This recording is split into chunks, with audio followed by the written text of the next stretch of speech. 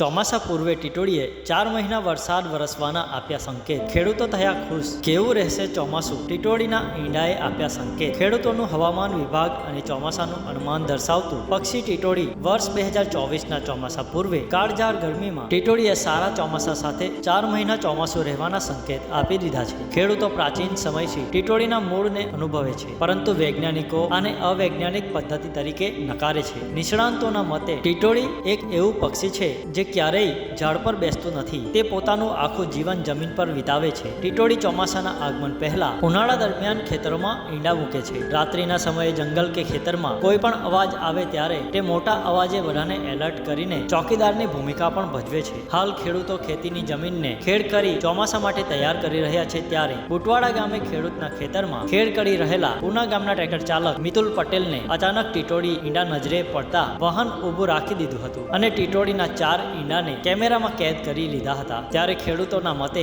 2024નું વર્ષ દરમિયાનનું ચોમાસું ટીટોડીના 4 ઈંડા જોવા મળતા ખૂબ જ સારું રહેવાનું અનુમાન લગાવી રહ્યા છે. તો અન્ય એક પ્રકૃતિ પ્રેમી યોગેશભાઈ પણ ટીટોડીના 4 ઈંડાનો વિડીયો કેમેરામાં કેદ કર્યો હતો. ત્યારે ચોમાસા દરમિયાન 4 મહિના વરસાદ વરસવાની શક્યતાના સંકેતો ટીટોડીના ઈંડા દ્વારા આપી દેવામાં આવ્યા છે. તો ખેડૂતો પણ સારા ચોમાસાની આશા સેવી રહ્યા છે.